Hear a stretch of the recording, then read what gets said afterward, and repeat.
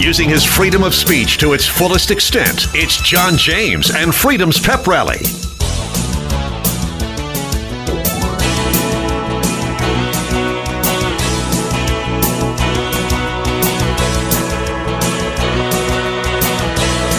Now, America's friendliest host, your buddy, John James.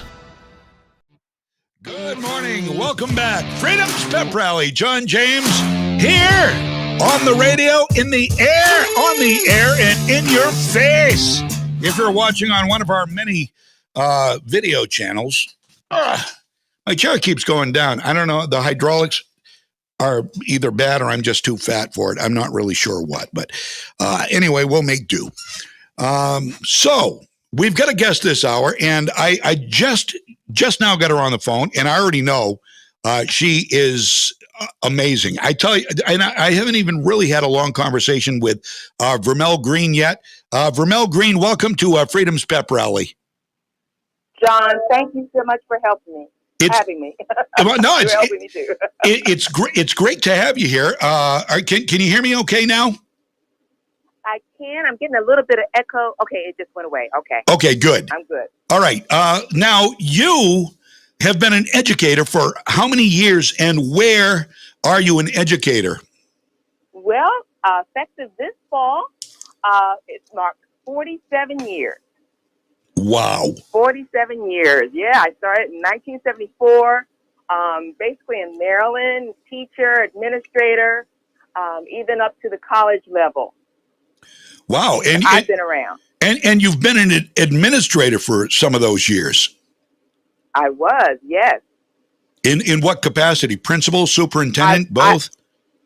I was the assistant principal in public school, and then after I retired, I started my own school at my church, a school for boys. Good for you. Good for you. And boys learn differently than girls, and that's the crux of our conversation, right? Absolutely. They do learn differently, and unfortunately, too many teachers in education do not realize that. Hence, our boys are underperforming our girls. They are truly in crisis, especially in academics. Wow. Now, what is the main reason for this? I believe that. I understand that because as was the thing, which wasn't real hard to see even for a kid, girls tend to be more, I don't know how to put it, astute. They pay attention better. They seem more eager to learn. And boys just, want to be goofballs. Is that part of it? Well, a big part of it, though, John, is the fact that, 80-90% of teachers are female, and we tend to teach the way that we learn. Oh. So the way that we teach is connecting with the girls. A lot of reading, a lot of talking, a lot of writing. Now, our boys aren't stupid, but instruction needs to be changed to meet their learning needs. They don't like to sit. They like to move. They are very visual. They like to see. They don't want to see a lot of print on the page. They want to see pictures. They don't want people to just keep them seated for hours on end. They want to get up and have a break and do a little recess, and they could come back and concentrate. So the whole way that teachers teach is very girl-friendly, not so much for boys. Wow. I can't believe I'm hearing this actually being said. And it's one of those things that as soon as you said it, I'm saying, yes, that's it. That is you're absolutely right. And this goes not just for public schools or private schools. I mean, homeschooling, I guess any kind of schooling, this is a very important thing to know. Absolutely, it is. In fact, my only problem was that I only learned it right before I retired. And I thought about all those poor little boys who I could have helped, who I lectured to death, with I taught biology, and I would have them just writing and taking notes. And I'm thinking, oh my goodness, those poor little fellows. Even my own son, John, when he was drawing pictures of pirates getting their heads cut off and blood guts. I thought something was wrong with them. I said, oh my goodness, I'm growing an axe murderer. I took him to a psychiatrist. I didn't realize that that's the way that boys draw. That's the way that they think. And I praise God because he didn't turn into an axe murderer. In fact, he works in the government, so I guess he must have passed a security clearance. But that's just the way that boys are. But I didn't understand that, and that's happening all over the place, where parents are being told there's something wrong with your son. He won't sit still. He won't focus. He's drawing these weird pictures. He's writing these weird stories. There must be something wrong with him. Maybe he needs medication. And these poor parents thinking, well, my son's teacher says he might need to be evaluated, and his physician says, well, okay, I've got this Adderall, I've got this Ritalin, that'll calm him down. In other words, medicating our little boys into girls. Wow. And you're so right. Adderall, Ritalin, been there, done that, seen that. That's amazing. And you have literally nailed it. It's not necessarily because a kid has attention deficit hyperactivity disorder. It's just that they are maybe bored, maybe whatever. I mean, boredom, I'm sure, is a part of it. If you're making a kid sit there and read. One of the things, Ramel, that I noticed when I was in school is, and what you say about the pictures and the engagement, and I actually liked that part of school. I liked it when there was some talking back and forth with the teacher and people were doing things. I did not like sitting there and having to read 3 chapters of a book and then write a report on it. I would get bored. I wouldn't do it. And of course, most of the girls would be quiet and do their thing. And I was a disruptive lad. Let's be kind. I wasn't mean, but I was disruptive. And this is why. And rather than diagnose somebody with something that they may or may not have, you've got to look for different ways to educate, is what you're saying. That's exactly. You hit the nail on the head, John. That's exactly what needs to happen. And unfortunately, teacher education courses and programs and universities, they don't teach it. And so we have these young teachers, a lot of them female, who are coming in front of classes, and they're so excited about teaching, and yet in the back of the room there are a group of boys who are just turning the place out, and they are clueless as to what to do. So someone says, well, maybe they need to be in a special education class. You look at a special education class, you see, 80 to 90% are boys, especially being a black woman. I'm really concerned that a lot of those boys are black and brown. Yep. That they, instead of having their needs met, not just because they're males, but some of their cultural needs met as well, they are being relegated to special education classes in numbers far outnumbering the numbers in talented and gifted classes, especially for all of our boys. And even it goes up through high school into college, where the majority of matriculates to college are female. So we have these young boys who are disillusioned about school altogether, counting down to the point where they can graduate and get out of school, where many of them, and I'm speaking in generalities, there are many of our boys who are very successful in school, right, who have done well, at the valedictorian and salutatorians in their school programs. But unfortunately, they're an aberration. Most of our boys aren't there yet. But hopefully, teachers will get the message. They pick up books like mine, Please Teach Me Like I'm a Boy, and there are other authors out there. And we're all pounding the same drum. Boys learn differently than girls. There's a crisis. Our boys are failing. Our boys need help. And, unfortunately, it's not coming from the government. It's going to have to come from the grassroots. Right. Absolutely. Please teach me like I'm a boy. 10 steps to his success in school and in life.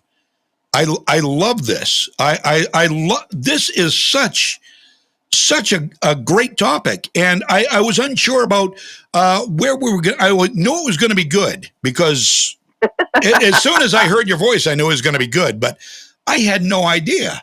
This is really enlightening. I mean, this literally a light bulb comes on. Now, I've got to ask you, Vermel Green. By the way, Vermel Green is the author of Please Teach Me Like I'm a Boy. I would assume that's on available on all the platforms, Amazon, Barnes & Noble, and so forth. You're correct, yes. So make sure. And do you have a personal website where people can get it?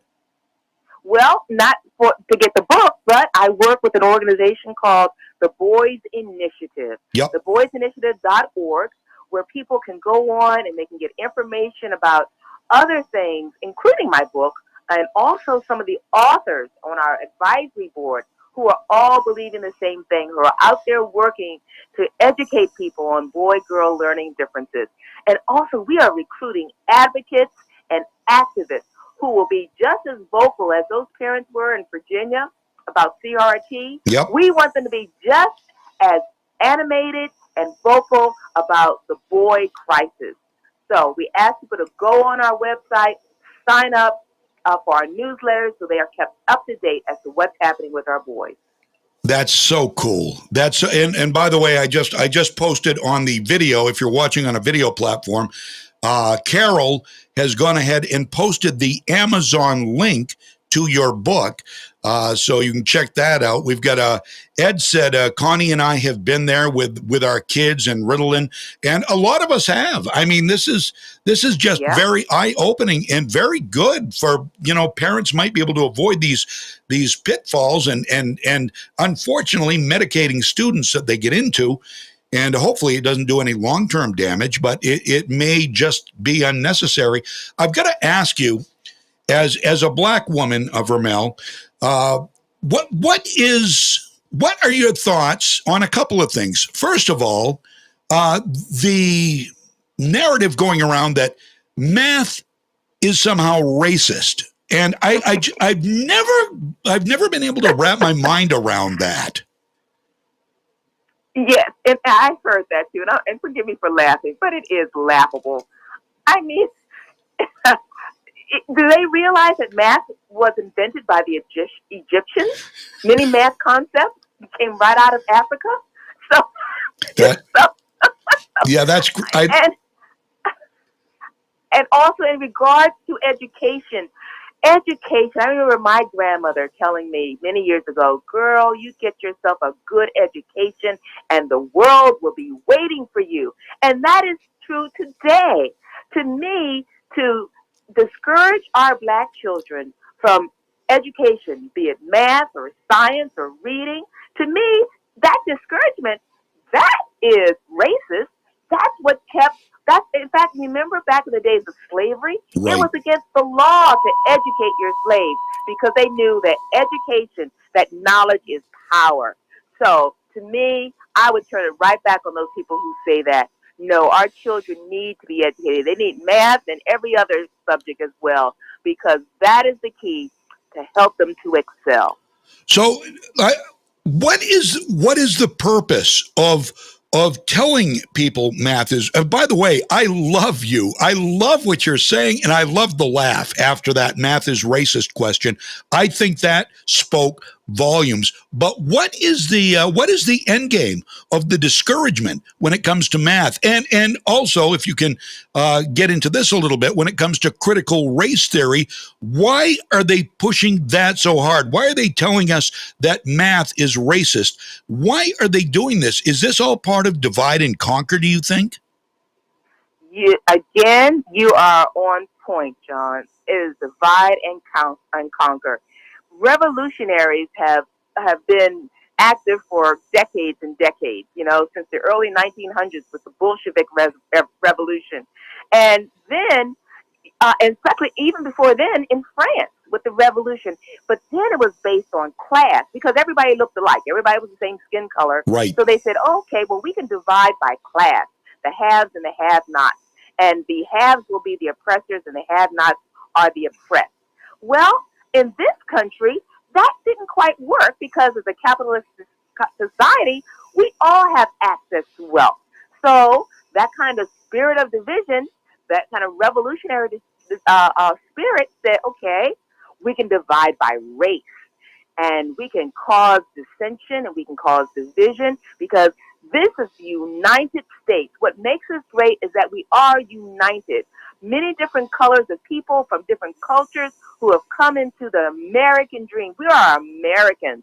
And so I got nervous back in the 1960s and 70s when they started hyphenating Americans, Italian Americans, Black Americans, European Americans. I said, wait a minute, what's with this hyphenated? We're all Americans. Right. So this is the only way that America can be conquered, is if she is divided. And they have latched onto the fact that there's still some underlining resentment out there based on race. We can really activate this. We can capitalize on that. And that's what they've done. And it's a shame because many of our people, they're so, delusion. They're under a delusion that this is what will make our country great. And the exact thing is happening. The exact opposite thing is happening. It is not making our country great. It is making our country weak. It is very weak. Wow. You're spot on with that. And actually, race is the primary way they're dividing us. And now they are really expanding things. Now they're dividing us not only by race, they're dividing us by class because, of course, the billionaires have to, we have to spread the wealth around. And then they're dividing us by the vaccinated and the unvaccinated. And it just goes on and on. They can't divide us into enough different segments. And if they do this enough, if they make each segment small and they get us doing so much infighting and there are so many factions going against each other, we aren't paying attention as they usurp power from us and control us. And I'm afraid that's what's happening right now, Vermel. I believe what you're saying is exactly right. And it pains me, and I've been in prayer because I don't want this happening. I love my country. I love what it has become. We are the greatest nation on earth, the greatest nation that has ever been. And when we get away from the values that has made us great, when we get away from the faith that has made us great, then our country, it's looked to be destroyed. And I think of my 6 grandchildren. I'm in my 70s. I'll be close to 70 in just a couple of months. And it's not so much for me, but I think about my grandchildren and your grandchildren, John. What kind of country are they going to grow up with? So we have to do this. If not for ourselves, then for our children. Wow, you're an amazing person, Vermel Green. I've got to tell you that. This is, in fact, people are saying what a great guest, and I love this. And I hope everybody gets the book. Please Teach Me Like I'm a Boy, 10 Steps to His Success in School and in Life. This is so important. Whether you're a parent or a grandparent, you've really got to grab onto this, and you've got to understand what it's all about. And it's something that I think we subliminally may have known it or realized it. We knew why we were bored. Let me say that. We knew that we were bored because we didn't like to read. We didn't like to write reports. We didn't like to sit in study hall for an hour and a half reading or doing homework, while the girls all, for the most part, were compliant and did theirs. That was all well and good. But there's a reason for it, and it's because we learn differently, and we knew it, but we didn't verbalize it. We didn't say, well, you need to teach us differently because we're bored. They would just slap an attention on you, right? Yeah. Wow. They wouldn't have understood. Yeah. The teachers wouldn't have known what to do. Teach you like you're a boy. I'm gonna teach you like everybody, right. I'm gonna teach you equally. And that's not helping them. That's not helping. And when you talk about reading too, John, reading has not been taught properly to our boys or our girls. Reading has been focused on what's called whole language, memorizing words. Back in the day, the only people who couldn't read, like back in my grandmother's day, the only people who couldn't read are kids who never went to school. Because back then, they taught you how to read using systematic, explicit phonics.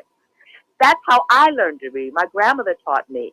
So that when I went to school and they started talking about see Dick run, run, run Dick, see Jane run, I'm like, what? What in the world? Where are the real books? Because that is the method of whole language, getting the kids to memorize words. And that's fine if your language only consists of maybe a few hundred words. But a language like English, where you have thousands and thousands of words, you can't memorize them all. Your brain can't handle that. Right. And so we have all these children who don't know how to read because they haven't memorized all the words. But if they are taught by the science of reading how to sound out words and then working on the comprehension, then we can turn our nation, instead of a nation of illiterate, we can turn them into literate. And this is really hurting our boys, even more so than our girls, because our boys, if they can't read, that's the foundation of all education. I can't read, and I get embarrassed if you ask me to read. So rather than suffer the embarrassment, I'll become the class clown. Then you'll have to send me out, and then you might have to even suspend me from school. But at least I'm not embarrassed because you haven't taught me how to read. Wow. I'm dumbfounded by this. Now in the book, Please Teach Me Like I'm a Boy.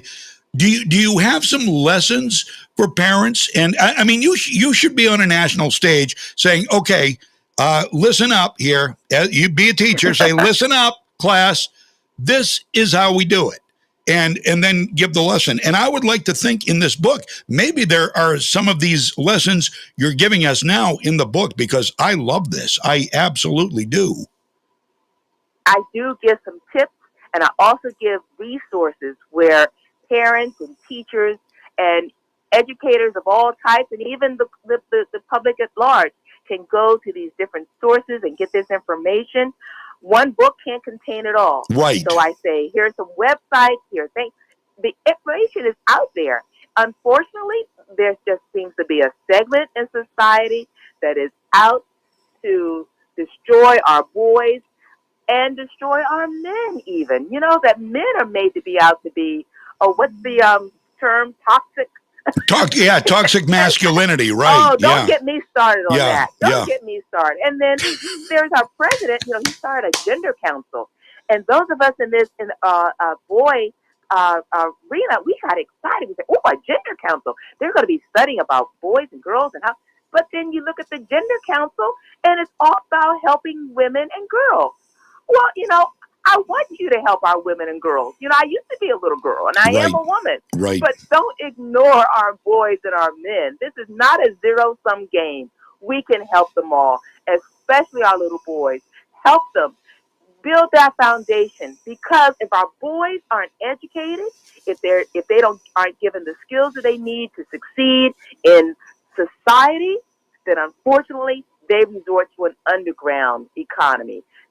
Because they're going to survive. They have to survive. Right. And so when they have this nice college-educated girlfriend, you know, who wants to be taken out in a nice car and taken out to a nice dinner and someday even, you know, married, and he's thinking, well, I work at McDonald's, you know, and she's like, excuse me? So, you know, we have to do this for society. We have to. Oh, Vermel Green. That's amazing. The book, again, Please Teach Me. It's up on the screen right now if you're watching on video. Vermel Green, Please Teach Me Like I'm a Boy. But that's the name of the book. You can find it Amazon. You can find it Barnes & Noble, anywhere fine books are sold.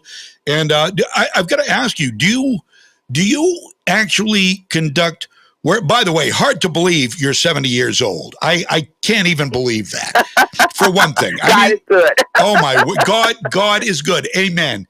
But I've got to ask you, do you do workshops for teachers where you have like co-ed, you know, male and female teachers, and say, you know, this is something every teacher should be taught in college, I would think. I mean, you have unlocked something amazing here. And if there are colleges that aren't teaching it, or teachers who aren't trying to figure it out, then there's a lot of time being lost and a lot of kids not being educated correctly. You're right, John. And I do teach workshops. And also, it's not just me, that there are other organizations, and I list some in my book. And if you go on theboysinitiative.org, We even list workshops and conferences. In fact, there's one coming up next spring. I'll make sure that it's on our website as well, where it is a course. In fact, it's a credit course being taught by an organization called Learn, L-E-R-N. It's a different spelling, Okay. LERN.org. They will have a credit course where a teacher can get graduate credit. It's going to be in March, I believe.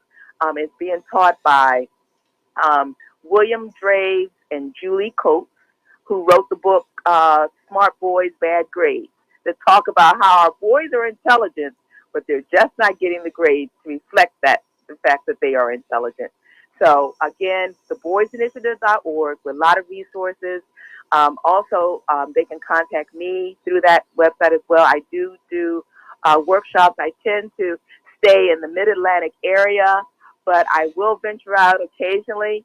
In fact, I'm going to be doing a couple of homeschool conventions, one in Ohio and one in South Carolina next spring.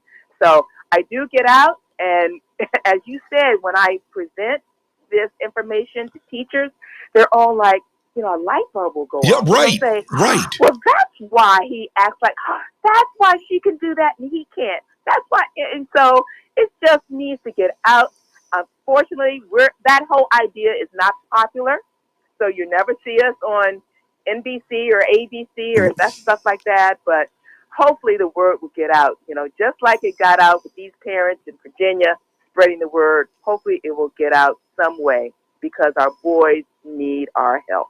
This is absolutely amazing, and I love the credit course, and I love the fact that your book provides not only the story that makes people understand the difference in the brains and the thinking of boys and girls. Amazing that you figured that out and were able to put it in writing, but you also provide all the resources necessary in the book so people can do their own research. And I think that's worth its weight in gold, Vermel Green. That really is. You're an outstanding person. I've got to tell you that. I mean, you are an outstanding person. I can tell right away. You're kind. You're smart, and you're full of vim and vinegar. I'll tell you that. I love that. I absolutely love that. Thank you. Glory. Whoops, you there? Hello, Vermel? Oh no. Have I lost her? Oh goodness. John, are you there? There you go. I was afraid. I'm sorry. No, that's I pressed the button. okay. I thought, was it me? And I was looking around. I don't think I touched anything. Oh wow. No, I was afraid. Sorry, it was me. But I was just saying that this is a mission for me, and sometimes I get tired and I say, "Oh God, can't I just rest and sit in my rocking chair?"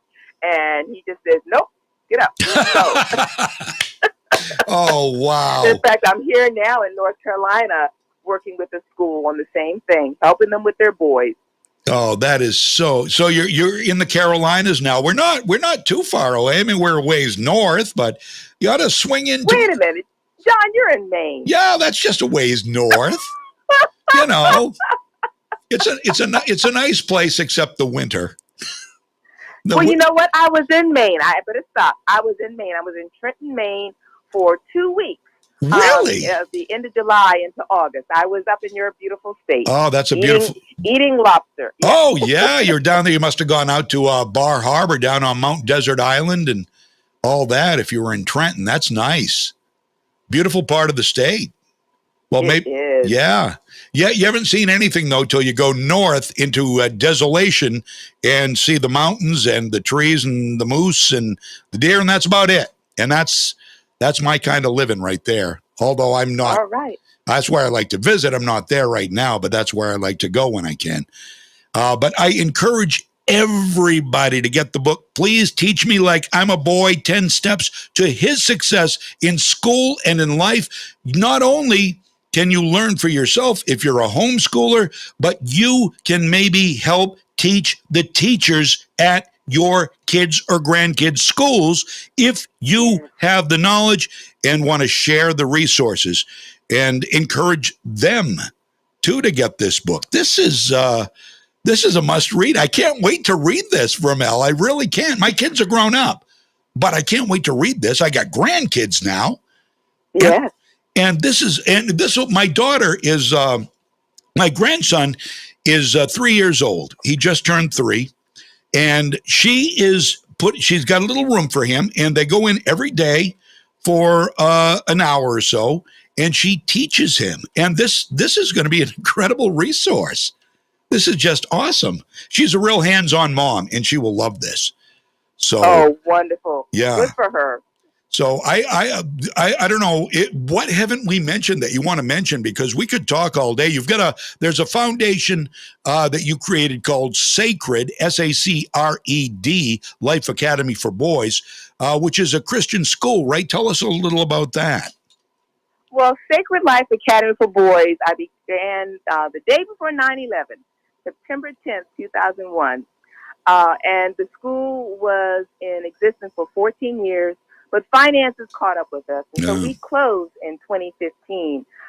We found that a lot of our boys were the sons of single moms, and because of that, we wanted them to be able to come, so our tuition couldn't really support the school the way that it should. So we depended on the church and was draining the church's resources, so we had to close down. But that in itself was a blessing because I was able then to be freed up to go around all over the country. I've been out to Las Vegas, down to Texas, down to Florida, up to New Jersey, around teaching and spreading the word because it's just such a need. So the school is not there, but there are other schools out there who have sprung up since that time that cater especially to our boys, and I applaud them because they too have realized that our boys are in crisis and that we need to do something different, that what has been done for years and years just is not meeting the needs of our boys. Wow. Moss never grows on you, does it? Wow. No, in fact, my son says, wait a minute, you're going where and doing what? It's not like you're retired. Right. And I said, retired doesn't mean I'm going to be just sitting in a rocking chair playing with my fingers and toes. It means that I get to do what I want to do. There you go. When I want to do it. There you go. And your husband, Vernon, is a big support, I imagine. Oh, he is. He always just laughs when people say, oh, you're doing such a great job. He says, I'm just a driver. I'm just a driver. Well, somebody's got a chauffeur you around, right? That's right. That's great. Now, how many children do you have, Vermel? Children or grandchildren? Children. You got 6 grandchildren, I think, right? Yes. Given to me by 2 children, my son, his wife, and my daughter and her husband have blessed us with 6 beautiful grandchildren. Wow. See, I'm working on that. I've got a son and a daughter, and I've got 5 grandchildren. So we're right. Yeah, so we're catching up. See, we have a lot in common already. Plus the fact you're just awesome. And so, well, for the longest time, they didn't read the book. I said, wait a minute, I'm getting grand cats and grand dogs. When am I going to get some grandchildren? I said, have y'all read the book yet? I mean, and then the floodgates open. Yes, that's good for you, and it's the best part of life, isn't it, Vermel? It is. It is. If I knew being a grandparent was such fun, I would have skipped the children, just gone straight to being a grandparent. There you go. That's exactly. You never know what that means. You say, oh, you're going to love being a grandparent. You think being a parent's fun. It's going to be great being a grandparent. And I thought, everybody says that, so I'm sure it's true, but I just can't imagine it. But now I know. Now I say it. Now I sound like a grandfather. You wait till you have grandchildren. It's better than kids. You know how things come full circle, right? Yes. They mess up, and all you have to do is say, okay, time for you to go home. Yeah, there is so much truth to that. Unbelievable. Well, Vermel Green, thank you so much for your time. You are delightful. I've just had such a great time here with you. Oh, thank you, James. Thank you for having me, John. James. I'm calling you wrong. I'm sorry. No, thank you, John, for having me. People do that. People do that all the time.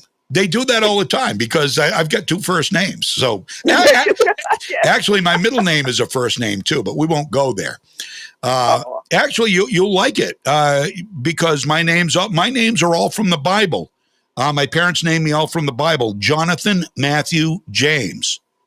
Oh, Yeah. yeah. So there you go. And my brother's name is Daniel Peter James. Wow. Yeah. And good thing they stayed in the New Testament, and because I tell you, right. some of those other Old Testament names, like Melchizedek or Melchizedek. I wouldn't have minded being a Zachariah, to be honest with you, but okay. Well, listen, I hope we can talk again. Listeners are hoping we can talk again too. Ed says you are a joy. You need to come to southwestern Pennsylvania.